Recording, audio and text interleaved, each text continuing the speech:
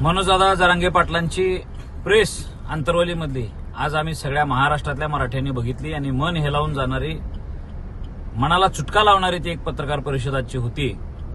आणि मनोजदादा जरांगे पाटलांना जो काही मनस्ताप झालाय तो त्यांच्या सोबतच्या जवळच्या माणसांनी त्यांच्यावर केलेल्या आरोपांमुळे त्यांचे तो उद्वेग, त्यांची ती वेदना बाहेर येत होती।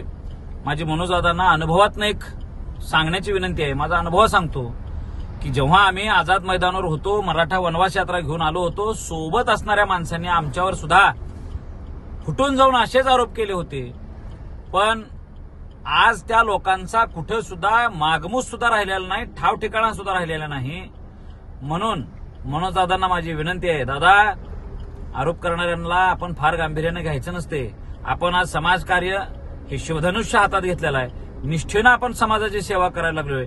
म्हणून कुणी एखाद्याने आरोप केला तर आपण बिथरून जायचं नाही, आपण ढळायचं नाही, संयम सोडायचा नाही। आज ही चळवळ एका दिशेनं चालू आहे। आपण संविधानाच्या चौकटीत असणारं आरक्षण मागतोय, आपण काहीही चुकीचं केलेलं नाही, हे सगळं महाराष्ट्र जाणतोय, ती न्यायपालिका जाणते, इथला देश जाणतोय। राजकीय व्यवस्थांमध्ये काही अडचणी आहेत, त्या अडचणी समजून घेऊन आपण तोडगे सांगणं, तोडगे काढणं आजच्या परिस्थितीला गरजेचं आहे। आरोप केला म्हणून कुणीतरी तुम्ही डिस्टर्ब होऊ नका, आपल्याला ही चळवळ पुढे घ्यायचे मार्ग काढत जावं लागणार आहे।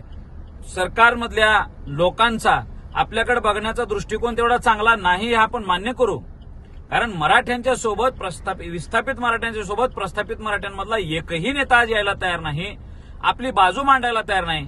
एकनाथ शिंदे साहेब सोडलं तर या राज्यातला कोणता मराठा आमदार, खासदार कोण बोलले, ही परिस्थिती आज आपण शोधून बघण्याची सुद्धा गरज आहे। आम्ही आणि तुमचा एकनाथ शिंदे साहेबांवर विश्वास दिसतोय, तुम्ही नेहमी एकनाथ शिंदे साहेबांची बाजू मांडून धरलेला आहे, त्यांच्यावर विश्वास दाखवलेला आहे।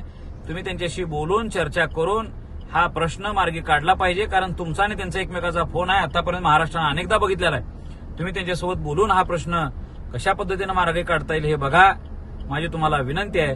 आणि स्वतःच्या जीवाला जपा, बरं वाईट करून घेऊ नका।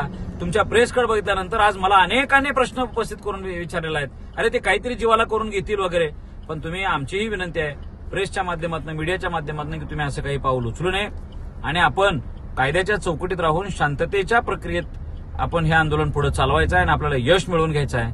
या सरकारला आपण झुकवल्याशिवाय राहणार नाही म्हणजे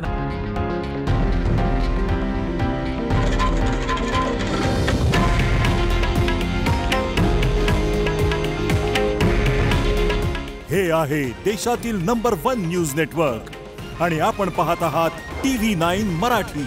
काळजी तुमची, हित महाराष्ट्राचं।